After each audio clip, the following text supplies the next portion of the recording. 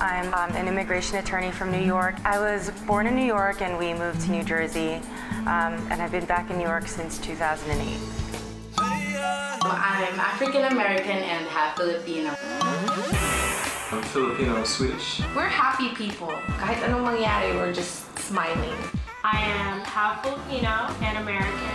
Even though I'm like half, I'm still proud that I'm Pinoy. They have the biggest hearts and the greatest laughs. We can assimilate into any culture.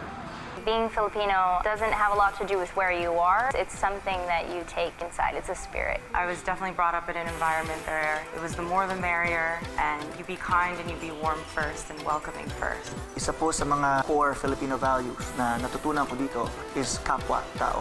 Filipino woman always rebuilds, picks up, and remains strong. I do immigration law. I defend people who are being deported. That means I have to go to court, I have to go visit clients in jail sometimes. A judge has mistaken me for a respondent. Guards in jail sometimes think I'm going there to visit my boyfriend.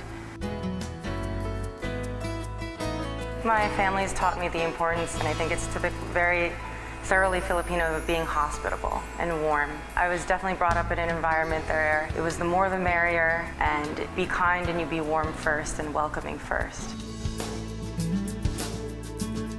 I became an immigration lawyer because I'm Filipino-American and I have a lot of family in the Philippines, both who grew up as U.S. citizens or green card holders, and then I have had family who's grown up with me kind of out of status, in and out of status, you know, TNT and whatnot.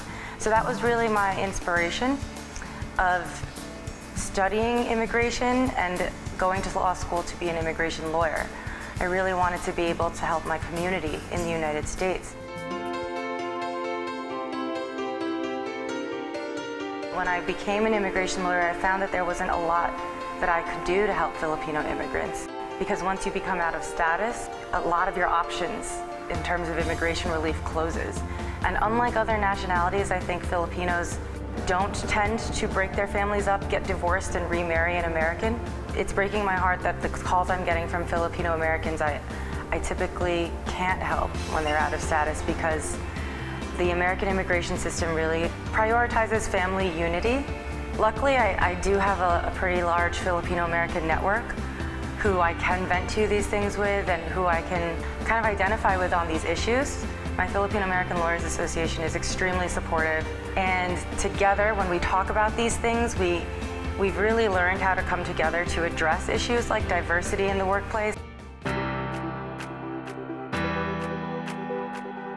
My legacy project is going to be a Know Your Rights and Resources. I hope to find a way to engage newly arriving or Filipinos who are on the cusp of arriving into the United States from the Philippines about their rights and obligations under their visas, and also to connect with them with reputable Filipino attorneys who can help them meet whatever need they're coming to the United States to meet. Whatever the case may be, there's a Filipino-American attorney who's there and who wants to help them. I know that we're all here because we're very proud to be Filipino, and we want to be more Filipino. It's never been hard for me to identify myself as American or Filipino. I think for both, being that nationality doesn't mean any one thing, and it definitely doesn't mean anything like a skin tone. I've felt ties to both. You're never really alone, and that there's always somebody who is going to be there to take care of you.